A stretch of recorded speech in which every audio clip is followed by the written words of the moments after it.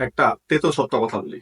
কথাটা বেশিরভাগ মানুষের পছন্দ হবে না, কারণ কথাটা মধ্যপ্রাচ্যের মুসলিম দেশগুলোকে নিয়ে। অনেকেই ভাবছেন যে মধ্যপ্রাচ্যের যে মুসলিম দেশগুলো আছে তারা আসলে একটু চাইলেই হয়তো বা তারা তারা হয়তো বা খুব শীঘ্রই ইসরায়েলি বিরোধিতা করবে এবং ইসরায়েলকে ধ্বংস করে দিবে, ফিলিস্তিনকে মুক্ত করে দিবে, পুরো ইসরায়েলটাকে ফিলিস্তিন বানিয়ে দিবে, মানে যেখানে যে ল্যান্ড আগে ফিলিস্তিনিদের ছিল সেটাকে ফিরিয়ে দিবে। এই বাস্তবতা আসলে যতটা ভাবছেন আবেগ দিয়ে ততটা সত্য না, বা ততটা আসলে সম্ভব হবে না। কেন হবে না এবার একটু ভাবি। সবচেয়ে পাওয়ারফুল ইসলামিক দেশ কোনটা? সমরাষ্ট্রে পাকিস্তান। পাকিস্তানের অর্থনীতি ভয়াবহ রকমের খারাপ। তারা পশ্চিমাদের, বিশেষ করে আমেরিকার সাহায্যের মধ্যে বেঁচে আছে।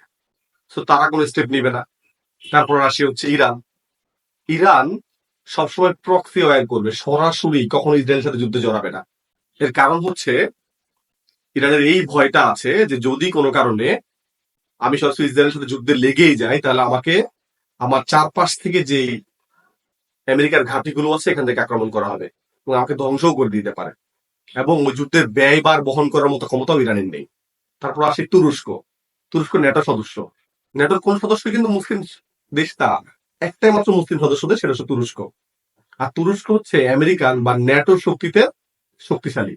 তো সে কখনোই, যতই হুমকি তুমকি করুক, কখনো সে ন্যাটোর বাইরে যাবে না।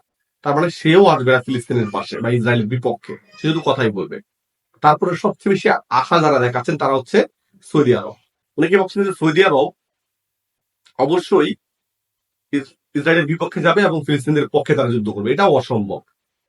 আপনারা জানেন যে সৌদির সাথে নিরাপত্তা চুক্তি হচ্ছে যুক্তরাষ্ট্রে। যুক্তরাষ্ট্র হচ্ছে ইসরায়েলের মদতদাতা বা সবচেয়ে ভালো বন্ধু যাকে বলি আমরা।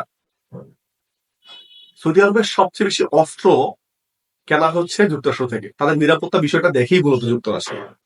তো সৌদি আরব কখনো তাদের বিরুদ্ধে যাবে না, শুধুমাত্র একটু হুমকি তুমবি করবে, কথা বলবে, কারণ তাদের ধর্ম ব্যবসাটাকে টিকিয়ে রাখতে হবে। কারণ তাকে ধর্মের জুজু দেখিয়ে তাদের অর্থনীতিটাকে শক্তিশালী করে রাখতে হবে। তারপরে আসি এদিকে মিশর। মিশরকে বলা হয় মধ্যপ্রাচ্যের ঘুমন্ত দৈত্য, কারণ মিশর সামরিক শক্তিতে অনেক এগিয়ে। কিন্তু মিশরও কখনো আসবে না, কারণ মিশরের যে রাষ্ট্রপ্রধান নিজে আমেরিকার মদতপুষ্ট। সেও শুধুমাত্র হুম্বিতুম্বি করবে।